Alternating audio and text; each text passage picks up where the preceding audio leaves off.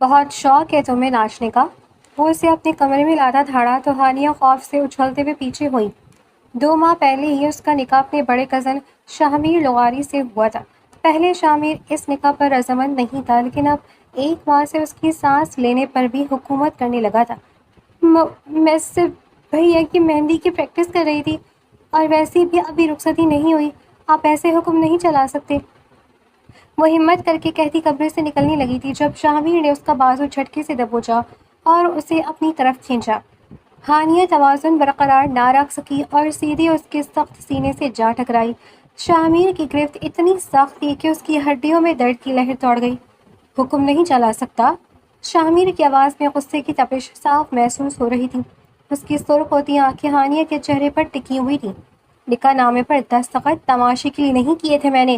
رخصتی ہو یا نہ ہو، تم میری بیوی ہو اور لغاری ہاؤس کی عزت ہو۔ لاؤنج میں لڑکوں کے سامنے اس طرح کمر لچکانا تمہاری پریکٹس کا حصہ تھا؟ ہانیہ کا دل دھک دھک کر رہا تھا، لیکن اس کی فطری ضد اور منہ پر طبیعت خوف پر غالب آ گئی۔ اس نے اپنا بازو چھڑانے کی ناکام کوشش کی اور چہرے پر مصنوعی بے باکی سجا کر سیدھا اس کی آنکھوں میں جھانکا۔ عزت؟ واہ! اگر بھیا کی مہندی پر اپنی کزنز کے ساتھ ڈانس کرنے سے لغاری خاندان کی عزت مٹی میں مل جاتی ہے تو اتنی کمزور عزت کو تو شو پیس میں بند کر کے رکھ دینا چاہیے۔ اور ہاتھ چھوڑے میرا، کوئی طریقہ ہے یہ بات کرنے کا؟ شامیر کا پارا مزید ہائی ہو گیا۔ اس لڑکی کی زبان ہمیشہ اس کے غصے کو آگ لگاتی تھی۔ اس نے گرفت مزید سخت کر دی، یہاں تک کہ ہانیہ کے ماتھے پر شکنیں ابھر آئیں۔ زبان لگام دے کر بات کرو ہانیہ، میں تمہارے ان نخروں کو 1 منٹ میں خاک میں ملا سکتا ہوں۔ تمہاری بدتمیزی اور منہ پھٹ ہضم کرنے کا ٹھیکہ نہیں لیا رکھا میں نے۔ وہ اس کے چہرے کے بالکل قریب جھکتے ہوئے غرایا۔ تو کس نے کہا ہے ہضم کریں؟ ہانیہ نے ابھی تیکھے تیور دکھائے۔ نکاح تو آپ کی مرضی سے ہوا نہیں تھا نا، تو اب یہ میاں بننے کا شوق کیوں جاگ رہا ہے؟ 2 ماہ پہلے تک تو آپ مجھے دیکھنا بھی پسند نہیں کرتے تھے، اب اچانک میرے سانس لینے پر بھی ٹیکس لگا دیا ہے آپ نے۔ شامیر نے ایک گہرا سانس لیا، اپنی مٹھیاں بھیجیں اور اسے خود سے دور جھٹکا۔ ہانیہ لڑکھڑا کر بیٹھ کے کنارے سے جا لگی۔ باتیں بنانا بند کرو، شامیر نے اپنی قمیض کی آستینیں اوپر چڑھاتے ہوئے کہا۔ صاف اور سیدھی بات سنو، فنکشن میں تم کسی ڈانس کا حصہ نہیں بنو گی۔ اگر مجھے تمہارا ایک بھی اسٹیپ نظر آیا تو مجھ سے برا کوئی نہیں ہوگا، یاد رکھنا۔ میں تو ناچوں گی، ہانیہ نے بیڈ سے اٹھتے ہوئے ضدی لہجے میں کہا۔ اس کی آنکھوں میں چیلنج تھا۔ بھیا کی شادی زندگی میں ایک بار ہونی ہے، اور میں اپنی خوشی آپ کے اس سڑے ہوئے غصے کی وجہ سے برباد نہیں کروں گی۔ آپ کو جتنا چلانا ہے چلائیں، میں نہیں ڈرتی آپ سے۔ شامیر نے ایک قدم آگے بڑھایا، اس کا چہرہ غصے سے سرخ ہو رہا تھا۔ اس نے دیوار پر ہاتھ مارا جس کی گونج سے کمرہ لرز اٹھا۔ تمہاری عزت تمہارا نقصان کروائے گی ہانیہ، تم ابھی مجھے جانتی نہیں ہو۔ جانتی ہوں نا، اکھڑ بدتمیز اور جابر شاہمیر لغاری، ہانیہ نے بغیر ڈرے اس کے منہ پر کہا۔ رخصتی سے پہلے یہ حال ہے، بعد میں تو آپ شاید مجھے قید ہی کر لیں۔ شکر ہے مجھے پہلے پتہ چل گیا، میں دادی سے کہہ کر یہ نکاح ہی ختم کروا دوں گی۔ یہ جملہ شامیر کے صبر کا آخری قطرہ ثابت ہوا۔ نکاح ختم کرنے کے بعد اس کی انا پرست وجود کو جھنجھوڑ گئی۔ اس نے ہانیہ کے دونوں کندھے دبوچے اور اسے دیوار سے لگا دیا۔ دوبارہ یہ لفظ اپنی زبان پر مت لانا۔ اس کی آواز اب دھیمی لیکن بے حد خطرناک ہو چکی تھی۔ شاہمیر لغاری کے نام کے ساتھ جو نام ایک بار جڑ جائے وہ موت سے پہلے الگ نہیں ہو سکتا۔ تمہاری یہ بد زبانی اور ضد دونوں میں یہیں سیدھی کروں گا۔ تو کر کے دکھائیں۔ ہانیہ نے اپنی ٹھوری اوپر اٹھائی، حالانکہ اس کا دل اندر سے بری طرح کانپ رہا تھا، لیکن وہ ہار ماننے والوں میں سے نہیں تھی۔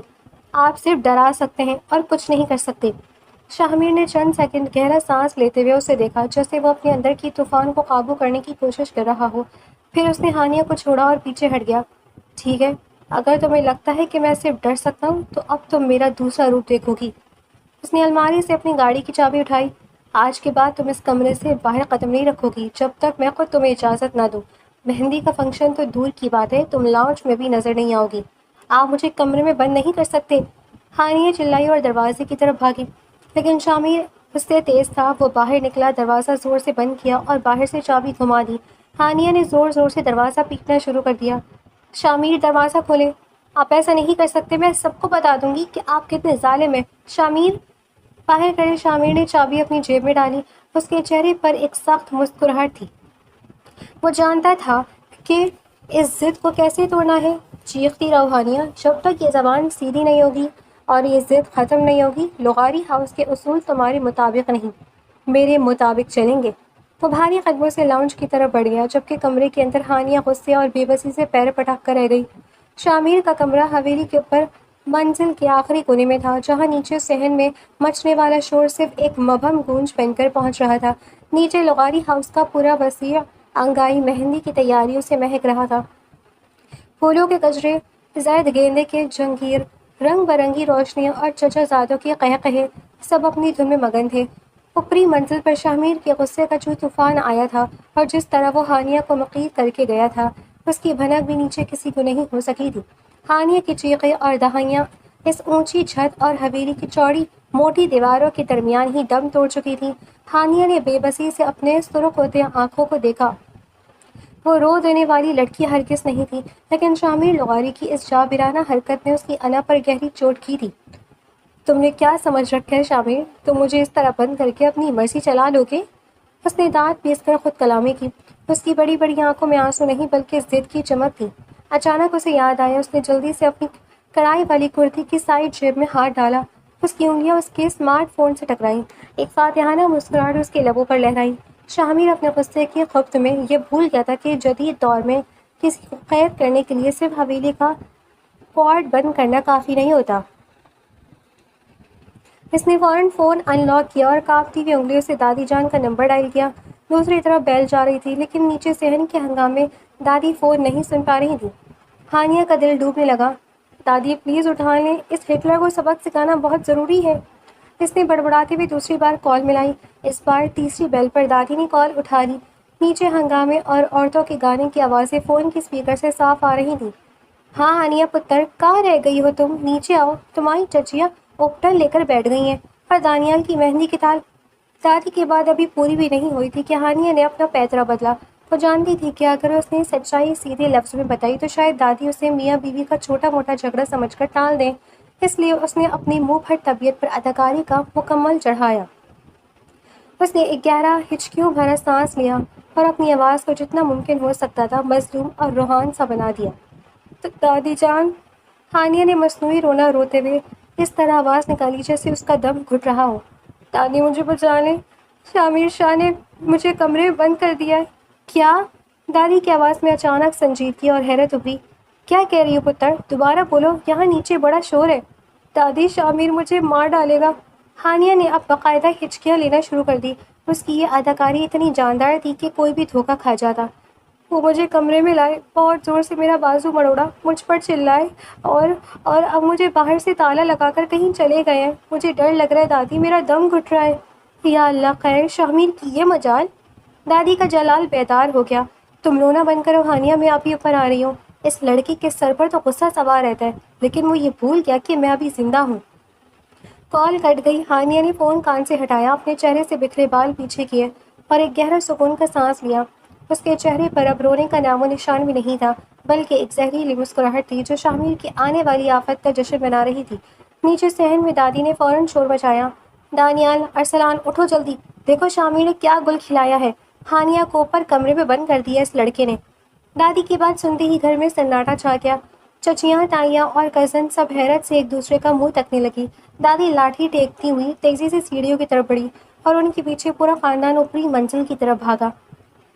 جب سب شامیر کے کمرے کے باہر پہنچے تو واقعی اس بھاری کوارڈ کے کنڈے پر بڑا سا فقل لٹک رہا تھا۔ تانیہ نے آگے بڑھ کر ہینڈل ہلایا۔ ہانیہ اندر ہو تم؟ بھیا مجھے باہر نکالیں۔ اندر سے ہانیہ نے اب دوبارہ اپنی آواز میں بے چارگی پیدا کر لی تھی۔ شامیر چابی لے کر گئے ہیں۔ ارسلان جاؤ، شامیر کو ڈھونڈو، کہاں ہے وہ؟ تائیا جان نے غصے سے کہا۔ دادی نے غصے سے اپنا ہاتھ ہوا میں لہرایا۔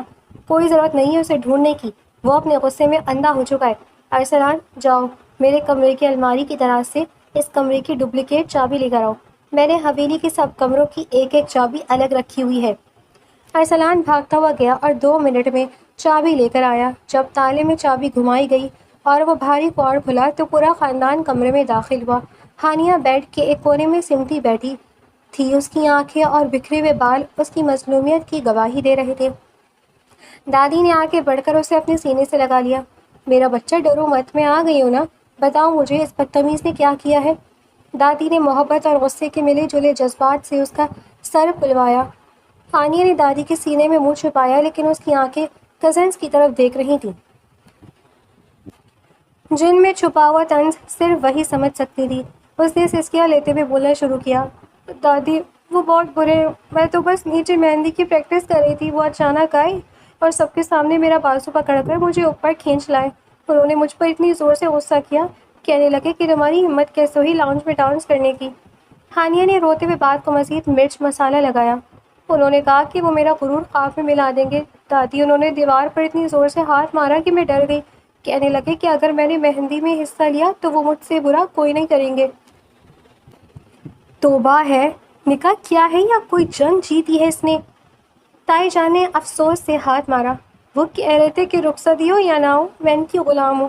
ہانیہ نے آخری تیر چلایا جو سیدھا دادی کی انا پر لگا۔ غلام؟ دادی کھڑی ہو گئی، ان کا چہرہ غصے سے تن گیا۔ اس لغاری خاندان میں کسی عورت کو غلام نہیں بنایا گیا۔ شاہمیر نے آج اپنی حد پار کی ہے۔ ہانیہ پتر، تم چلو نیچے میرے ساتھ، آج کی مہندی میں تم سب سے آگے ہوگی اور دیکھتی ہوں شاہمیر تمہیں کیسے روکتا ہے۔ ہانیہ نے دادی کا ہاتھ تھاما، اس کا دل اندر سے ناچ رہا تھا۔ شام کے سائے گہرے ہو رہے تھے جب شامیر اپنی گاڑی پورچ میں رک کر بھاری قدموں کے ساتھ حویلی کے دالان کی طرف بڑھا۔ اس کے چہرے پر اب بھی وہی اکھڑ پن اور سختی تھی، یہ سوچے بغیر کہ اوپر کمرے میں وہ جو طوفان چھوڑ کر گیا تھا وہ اب نیچے ایک آتش فشاں بن کر اس کا منتظر ہے۔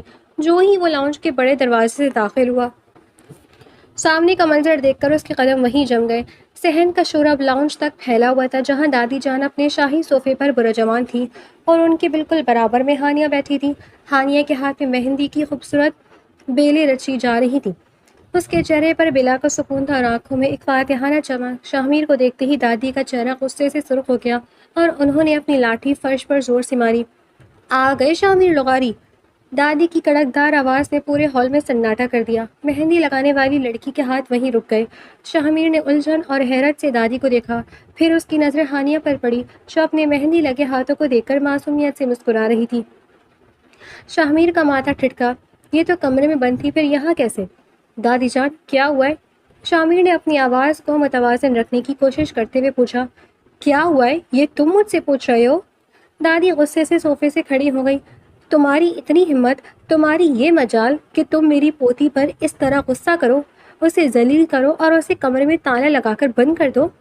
شاہمیر نے تیکھی نظروں سے ہانیہ کو دیکھا، جس نے فوراً اپنے چہرے پر ایک مظلوم سا تاثر سجا لیا تھا، جیسے وہ ابھی ابھی رو کر ہٹی ہو۔ دادی اس نے آپ کو کیا بتایا ہے؟ شاہمیر نے غصے کو دباتے ہوئے کہا۔ اس نے مجھے وہ بتایا ہے جو تم نے کیا ہے، دادی نے چلا کر کہا۔ وہ تمہاری بیوی ہے شاہمیر، کوئی لونڈی یا غلام نہیں ہے۔ تم نے اسے غلام کہا، تم نے کہا کہ وہ تمہاری مرضی کے بغیر سانس بھی نہیں لے سکتی۔ یاد رکھو شاہمیر، لغاری خاندان کی عورتیں کبھی کسی کی غلام نہیں رہی۔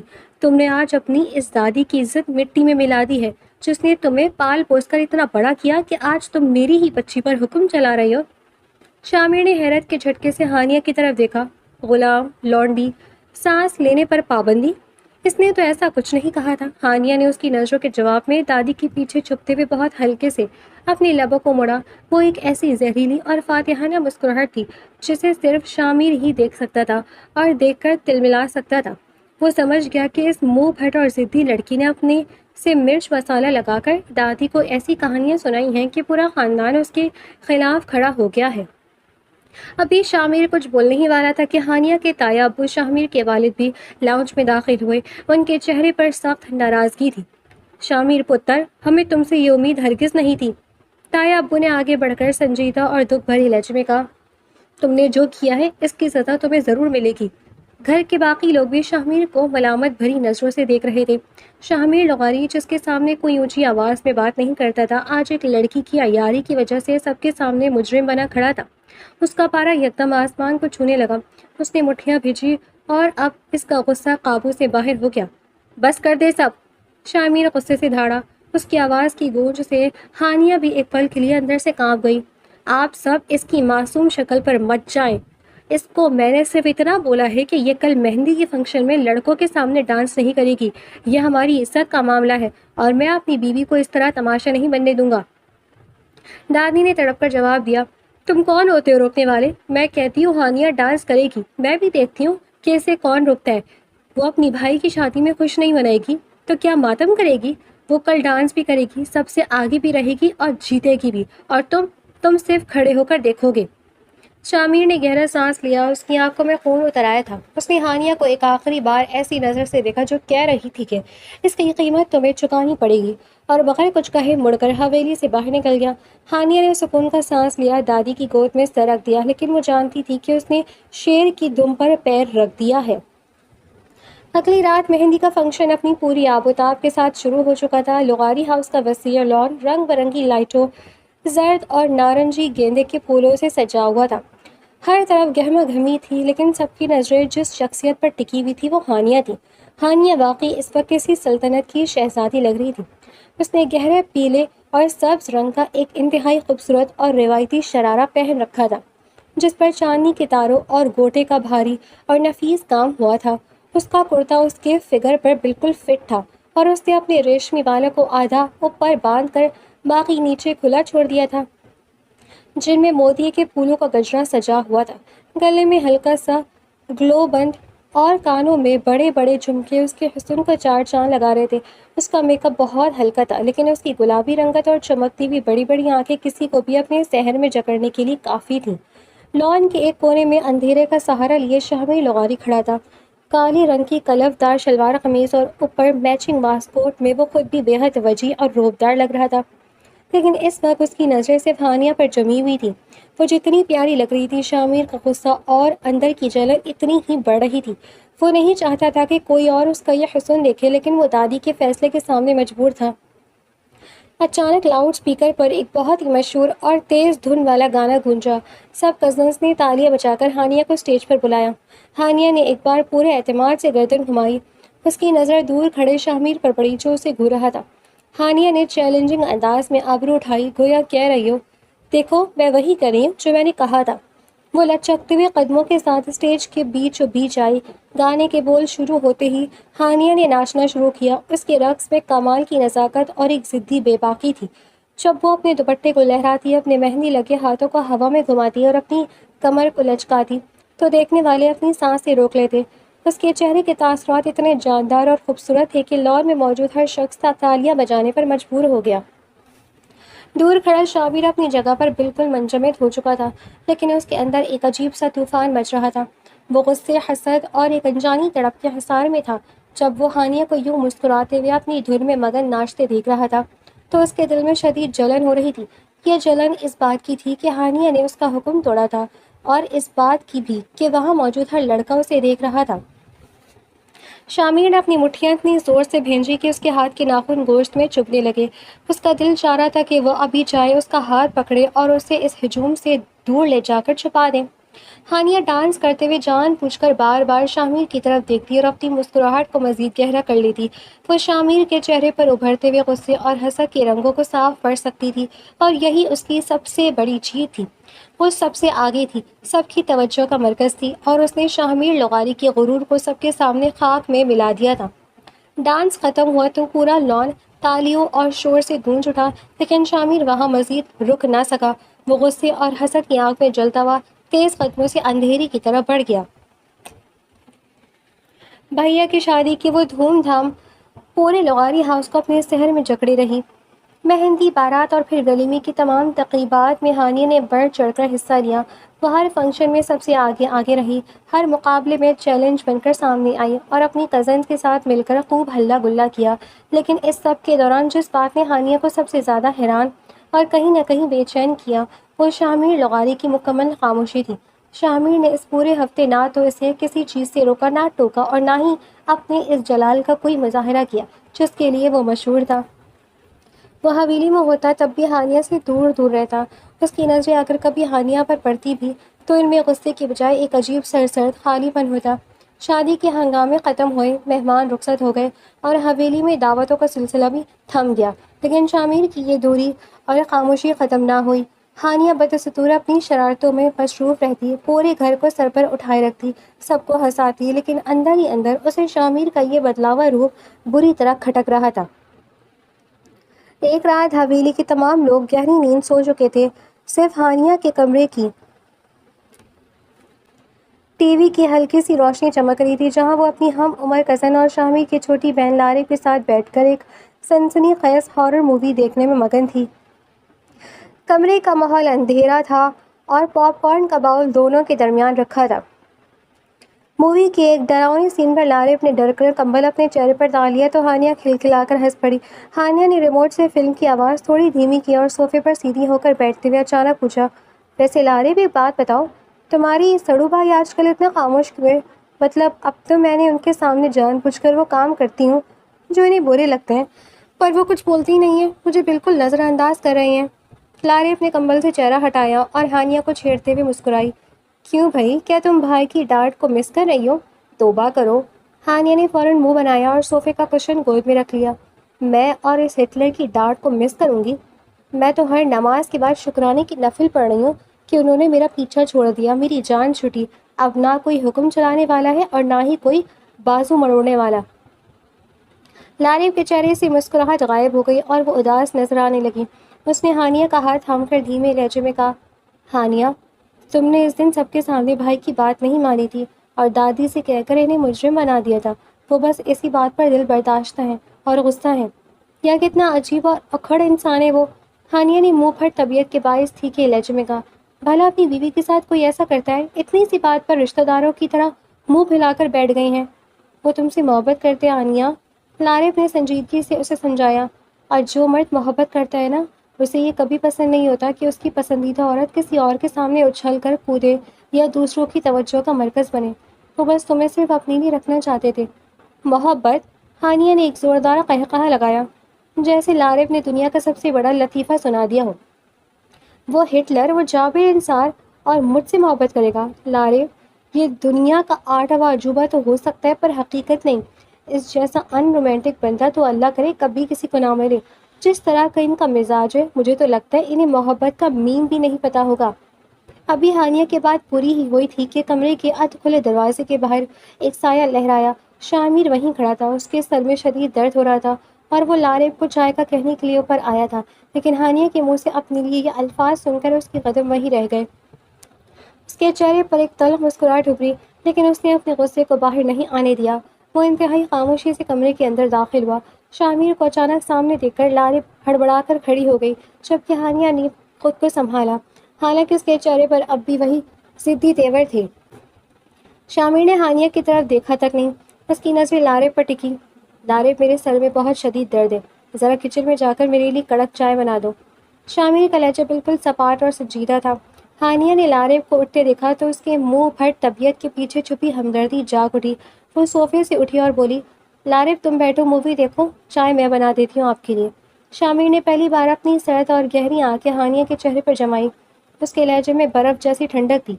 ضرورت نہیں ہے، لارے چائے بنا کر میرے کمرے میں لے آنا۔ وہ بس اتنا بولا اور مڑ کر اپنے کمرے کی طرف چلا گیا۔ ہانیہ کو اس کا یہ انداز برا لگا۔ اس نے لارے کو زبردستی صوفے پر بٹھایا۔ تم بیٹھو لارے، میں نے کہہ دیا نا کہ میں بناؤں گی۔ سنسان اور خاموش کچن میں ہانیہ نے چائے کا پانی چولہے پر رکھا۔ حویلی کے اس وقت کے سکوت میں صرف برتنوں کی ہلکی سی آواز گونج رہی تھی۔ چائے تیار ہوئی تو اس نے اسے خوبصورت کپ میں نکالا اور ساتھ ہی فرسٹ ایڈ باکس سے سر درد کی ایک گولی نکال کر ٹرے میں رکھ دی۔ وہ ٹرے سنبھالتی ہوئی شامیر کے کمرے کے باہر پہنچی۔ دروازہ کھلا تھا۔ شامیر بیڈ پر پشت ٹکائے آنکھیں بند کیے بیٹھا تھا اور اپنے ماتھے کو مسل رہا تھا، جس سے صاف ظاہر تھا کہ وہ تکلیف میں ہے۔ ہانیہ خاموشی سے اندر آئی اور ٹرے سائڈ ٹیبل پہ رکھ دی۔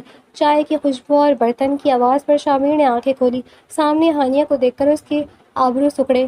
تم کیوں لائی؟ میں نے لارے کو کہا تھا، شامیر نے سرد مہر لہجے میں کہا۔ ہانیہ نے اپنے ہاتھ کمر پر رکھے اور براہ راست اس سے سوال کیا، کیوں؟ کیا آپ مجھ سے ناراض ہیں جو میرے ہاتھ کی چائے بھی نہیں پی سکتے؟ شامیر نے ایک گہرا سانس لیا، سیدھا ہو کر بیٹھا اور چائے کا کپ اٹھاتے ہوئے بولا، نہیں، میں تم سے کیوں ناراض ہونے لگا؟ تو پھر آپ مجھے ڈانٹتی کیوں نہیں ہیں؟ ہانیہ نے اپنی ضدی عادت کے مطابق جرح شروع کر دی۔ شادی کے سارے فنکشنز گزر گئے، میں نے ہر جگہ حصہ لیا، پر آپ نے مجھے کسی چیز سے نہیں روکا، نہ ہی ٹوکا۔ یہ خاموشی کس لیے ہے؟ شامیر نے چائے کی ایک ایسی چسکی لی، پھر کپ واپس پلیٹ میں رکھا۔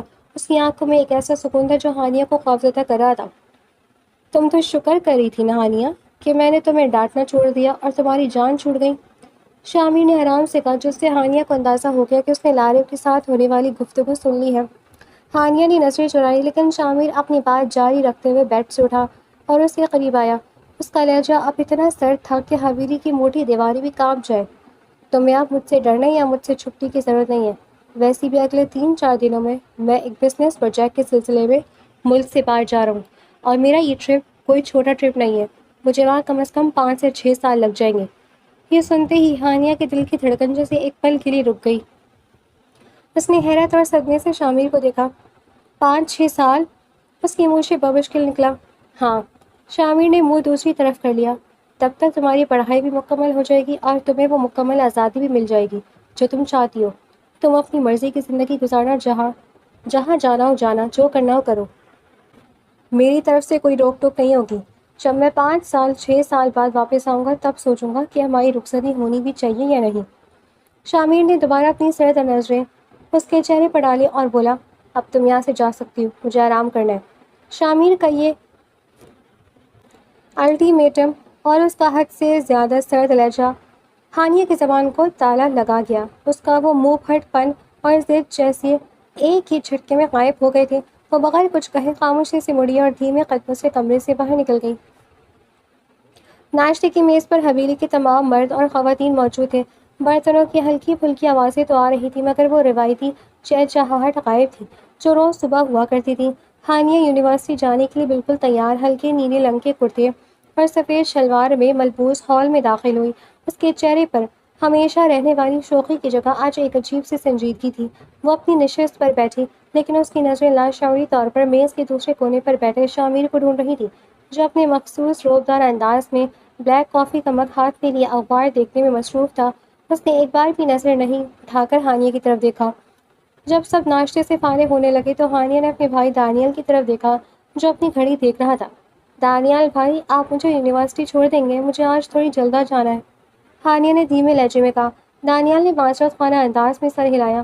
ارے ہانیہ، معذرت یار، مجھے آج آفس میں ایک بہت ضروری میٹنگ کے لیے جلدی نکلنا ہے، میں تو ابھی بھاگنے کی تیاری میں ہوں۔ یہ سن کر دادی جان نے اپنی اینک درست کی اور اخبار پڑھتے شامر کو آواز دی، شامر پتر، تم تو آفس سکون سے جاتے ہو نا، ذرا ہانیہ کو اس کی یونیورسٹی چھوڑتے چلے جاؤ نا۔ دادی کا حکم سن کر شامر نے اخبار طے کیا، مگ میز پر رکھا اور بنا کسی اعتراض کے کھڑا ہو گیا۔ جی دادی، میں چھوڑ دیتا ہوں۔ اس کا لہجہ اتنا ہی سرد تھا جتنا کل رات تھا۔ پورے راستے گاڑی میں ایک سہم کر دینے والی خاموشی چھائی رہی۔ شامر پوری توجہ سے ڈرائیونگ کر رہا تھا۔ اس کے چہرے کے تاثرات بالکل سپاٹ تھے۔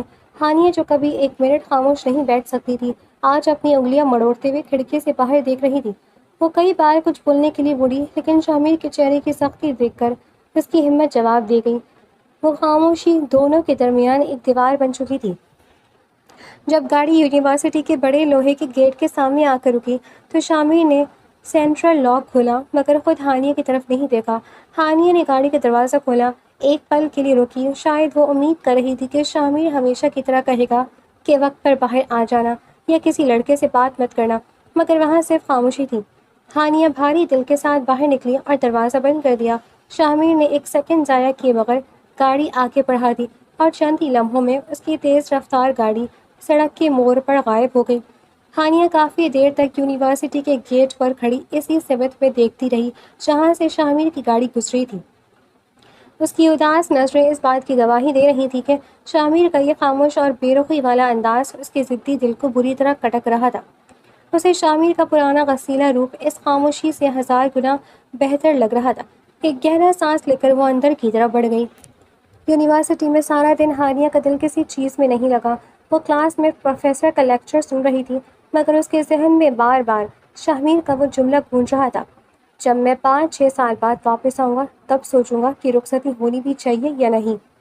کینٹین میں جب وہ اپنی سب سے پکی سہیلی علیزے کے ساتھ بیٹھی تو علیزے نے اس کے اترے ہوئے چہرے کو نوٹ کر لیا۔ ہانیہ، کیا بات ہے یار، صبح سے دیکھ رہی ہوں تمہارا وہ منہ پھٹ پن کہاں غائب ہے، اتنی اداس کیوں ہو؟ علیزے نے چپس کا پیکٹ آگے بڑھاتے ہوئے پوچھا۔ ہانیہ نے ٹھنڈی آہ بھری اور میز پر سر ٹکا دیا۔ علیزے، وہ شامر لغاری، اس نے مجھے بالکل نظر انداز کرنا شروع کر دیا ہے۔ وہ مجھ سے بات تک نہیں کر رہے ہیں اور اب تو وہ 5-6 سال کے لیے ملک سے باہر جا رہے ہیں۔ انہوں نے مجھ سے پیچھا چھڑانے کا فیصلہ کر لیا ہے۔ علیزے نے حیرت سے اسے دیکھا۔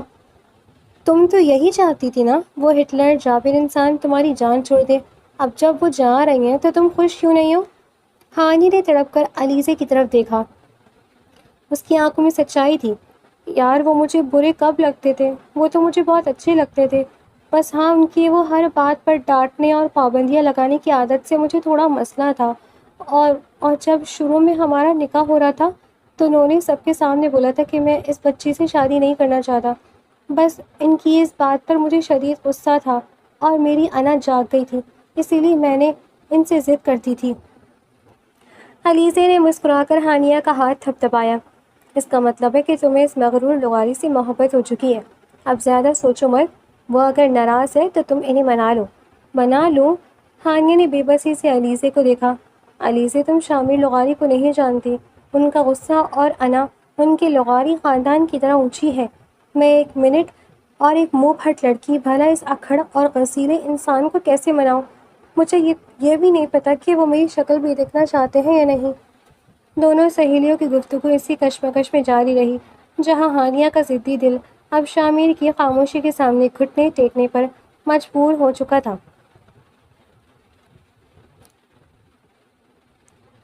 یونیورسٹی سے واپسی پر ہانیہ کا موڈ کافی فریش تھا۔ اس کے چہرے کی اداسی اب ایک خاص ارادے میں بدل چکی تھی۔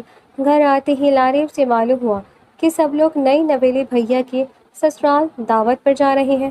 اور شامل وہ نہیں جا رہے؟ ہانیہ نے دل کی دھڑکنوں کو سنبھالتے ہوئے پوچھا۔ نہیں بھائی کو آفس کا بہت ضروری کام ہے، وہ رات کو لیٹ آئیں گے، اس لیے ہم سب جا رہے ہیں، لارب نے تیار ہوتے ہوئے بتایا۔ ہانیہ کو جیسے منہ مانگی مراد مل گئی۔ اس نے فوراً بہانہ گڑھا۔ یار لارب کل میرا یونیورسٹی میں بہت ضروری ٹیسٹ ہے، میں اتنی دور جاؤں گی تو تیار کب ہوں گی؟ تم لوگ جاؤ، میں گھر پر ہی رک کر پڑھائی کر لوں گی۔ دادی نے تھوڑا اصرار کیا مگر ہانیہ کی پڑھائی کی لگن دیکھ کر سب حویلی والے روانہ ہو گئے۔ پوری حویلی اب بالکل سنسان تھی اور ہانیہ اکیلی۔ اس نے گھڑی دیکھی، وقت کم تھا اور کام زیادہ۔ وہ فوراً کچن میں گئی اور پورے دل سے شامر کی پسندیدہ کڑھائی اور لذیذ بریانی تیار کی۔ کچن کے کام سے فارغ ہو کر وہ ڈائننگ ہال میں آئی، مرکزی لائٹس بند کی اور میز کے چاروں طرف خوبصورت موم بتیاں سجا کر انہیں روشن کر دیا۔ مدھم سی زرد روشنی نے پورے ہال کو ایک جادوئی ماحول میں بدل دیا۔ اب باری اس کی خود کی تھی۔ وہ کمرے میں گئی، اچھے سے نہا دھو کر اس نے شاہمیر کا فیوریٹ سرخ رنگ کا کرتا پاجامہ پہنا۔ آئینے کے سامنے بیٹھ کر اس نے آنکھوں میں ہلکا سا کاجل لگایا، بالوں کو کھلا چھوڑا، کانوں میں چھوٹے جھمکے ڈالے اور ہونٹوں پر گہری سرخ لپسٹک لگائی۔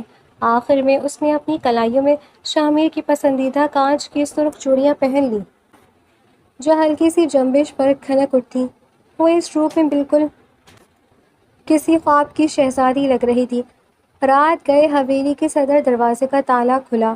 شامر لغاری تھکا ہرا اندر داخل ہوا۔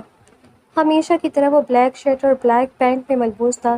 سلیقے سے بنے بال اس کی وجاہت کو مزید بڑھا رہے تھے۔ اس نے ہال کی لائٹ جلانے کے لیے جیسے ہی بٹن پریس کیا، سامنے کا منظر دیکھ کر اس کے قدم وہیں جم گئے اور دل کی دھڑکن تیز ہو گئی۔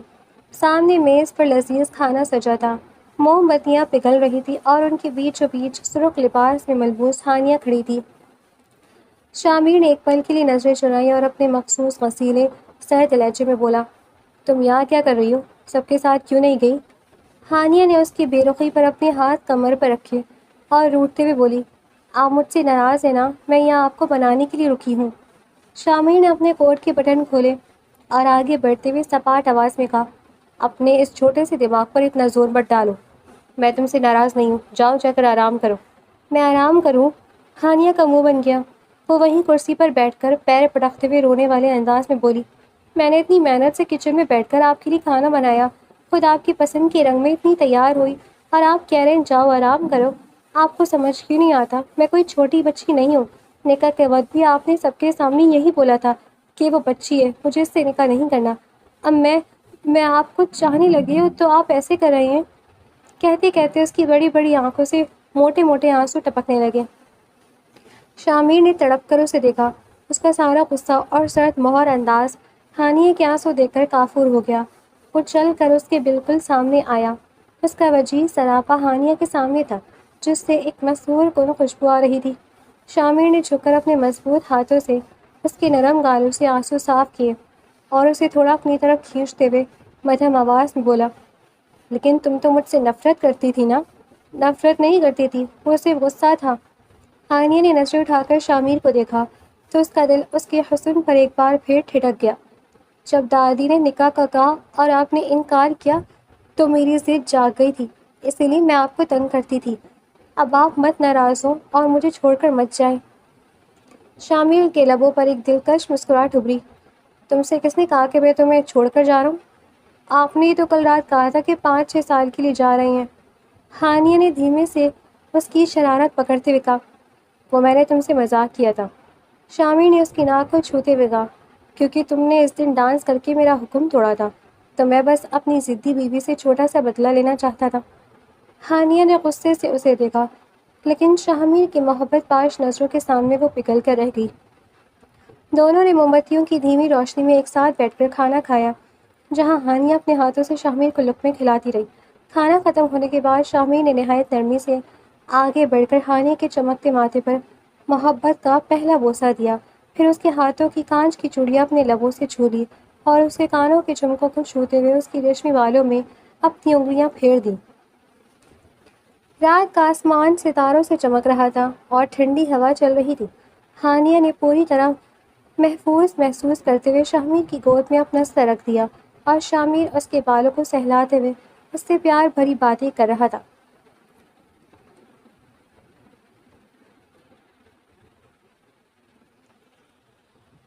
لغاری حویلی کے فضاؤں میں اب غصے اور ضد کے طوفان تھم چکے تھے اور ان کی جگہ محبت کی ایک دھیمی دھیمی خوشگوار مہک نے لے لی تھی۔ وقت نے ایسا پلٹا کھایا کہ جو دو وجود ایک دوسرے کا سامنا کرنے سے کتراتے تھے، اب وہ ایک دوسرے کے بنا ادھورے تھے۔ حویلی کا ہر فرد ان دونوں کی اس خوبصورت تبدیلی کو محسوس کر رہا تھا۔ دادی جان جب بھی ہانیہ کو شامیر کے لیے اپنے ہاتھوں سے چائے بناتے یا شامیر کو ہانیہ کی کسی نادانی پر مسکراتے دیکھتی تو ان کا دل سکون سے بھر جاتا۔ سب خوش تھے کہ ان کی ضدی گڑیا کو آخر کار اس کا حکم اور حاکم مل گیا تھا، جس نے اسے جھکایا نہیں بلکہ اپنے دل کا تاج بنا لیا تھا۔ ہانیہ کی عادتیں یکسر بدل چکی تھیں۔ وہ لڑکی جو پہلے اپنے ہر مسئلے ہر ضد کے لیے دادی یا اپنے بھائیوں دانیال اور ارسلان کے پاس بھاگتی تھی، اب چوٹ بھی لگتی تو سب سے پہلے شامیر کا نام اس کے لبوں پر آتا۔ یونیورسٹی کا کوئی مسئلہ ہو، کوئی فرمائش ہو یا کوئی الجھن، ہانیہ سیدھے شامیر کے کمرے کا رخ کرتی۔ شامیر بھی اس کی ہر بات ہر لاٹ کو ایمان کے ساتھ سنتا اور اپنی دلکش مسکراہٹ کے ساتھ اس کا ہر مسئلہ منٹوں میں حل کر دیتا۔ ایک شام جب وہ دونوں اسی طرح حویلی کے دالان میں بیٹھے تھے، شامیر نے ہانیہ کا ہاتھ اپنے مضبوط ہاتھ میں لیا اور اس کی آنکھوں میں جھانکتے ہوئے اپنی محبت کا وہ اعتراف کیا جس نے ہانیہ کے دل کی دھڑکنیں روک دیں۔ تمہیں پتہ ہے ہانیہ، میں تم سے کبھی نفرت نہیں کر سکتا تھا۔ شامیر کا لہجہ ریشم کی طرح نرم تھا۔ وہ میرا غصہ، میرا پابندیاں، وہ صرف ایک ڈر تھا۔ تم اتنی معصوم، اتنی خوبصورت اور اتنی بے باک ہو کہ میرا دل اندر سے ڈرتا تھا کہ اگر دنیا نے تمہیں اس روپ میں دیکھا تو کوئی تمہیں مجھ سے چھین نہ لے۔ میں تمہیں صرف اور صرف اپنے حصار میں رکھنا چاہتا تھا، اسی لیے میں خود پر غصے کے خول چڑھا کر رکھتا تھا تاکہ تمہیں دنیا کی نظروں سے بچا سکوں۔ ہانیہ نے جب شامیر کی آنکھوں میں اپنے لیے اتنی بے پناہ محبت اور شدت دیکھی تو اس کے منہ پھٹ زبان بھی گنگ ہو گئی اور اس نے خاموشی سے اپنا سر اس کے چوڑے سینے پر ٹکا دیا۔ اور پھر وہ دن بھی آ گیا جس کا پورے لغاری خاندان کو شدت سے انتظار تھا، دونوں کی باقاعدہ شادی اور رخصتی کا دن۔ حویلی باراتیوں اور روشنیوں سے دلہن کی طرح سجی ہوئی تھی، سرخ اور سنہرے رنگ کا بھاری روسی لباس میں ملبوس ہانیہ بلا کی خوبصورت لگ رہی تھی، جبکہ سفید شیروانی اور سر پر لغاری خاندان کی روایتی پگڑی سجائے شامیر کسی سلطنت کا شہزادہ معلوم ہو رہا تھا۔ دادی نے روتے ہوئے اور ہنستے ہوئے اپنے لاڈلی کا ہاتھ شامیر کے ہاتھ میں دیا اور یوں ایک دھوم دھام والے فنکشن کے بعد ہانیہ رخصت ہو کر شامیر کی زندگی کے مستقل حصار میں آ گئی۔ رات گئے جب حویلی کا شور تھم گیا، ہانیہ شامیر کے اسی کمرے میں اور اسی بیڈ پر بیٹھی تھی جہاں کبھی وہ قید ہوئی تھی۔ اس کا گھونگھٹ ہلکا سا ڈھلکا ہوا تھا اور شرم و حیا کے ملے جلے جذبات سے اپنی انگلیوں کو مڑوڑ رہی تھی۔ کانچ کی سرخ چوڑیوں کی کھنک اس کے دل کی بے ترتیب دھڑکنوں کا ساتھ دے رہی تھی۔ دروازہ کھلا اور شامیر اندر داخل ہوا۔ اس نے شیروانی اتار کر ہینگر پہ لٹکائی اور دھیمے 90 تلے قدموں سے چلتا ہوا ہانیہ کے بالکل قریب بیڈ پر آ بیٹھا۔ اس کی موجودگی کی خوشبو نے ہانیہ کو مزید شرمانے پر مجبور کر دیا۔ شامر نے اپنے کانپتے مگر نرم ہاتھوں سے ہانیہ کا گھونگھٹ پوری طرح اوپر اٹھایا۔ چاند جیسے چہرے پر حیا کی سرخی دیکھ کر شامر کی آنکھیں محبت سے چمک اٹھیں۔ اس نے آگے بڑھ کر نہایت عقیدت سے ہانیہ کے پاکیزہ ماتھے پر بوسہ دیا۔ ملکہ شاہمیر لغاری، اپنے اس نئے سفر کے آغاز پر مجھ سے ایک وعدہ کرو۔ شامر نے ہانیہ کے دونوں نازک ہاتھ اپنے ہاتھوں کے پیالے میں لیے۔ کیسا وعدہ؟ ہانیہ نے پہلی بار اپنی جھیل جیسی آنکھیں اٹھا کر اپنے شوہر کو دیکھا۔ یہی کہ زندگی کی کسی بھی موڑ پر، چاہے حالات جیسی بھی ہو، تمہاری عزت میرے لیے کبھی کم نہیں ہوگی اور تم اپنے اس غسیل شوہر پر ہمیشہ اسی طرح حق جتاؤ گی۔ شامر نے اس کی آنکھوں میں دیکھتے ہوئے کہا۔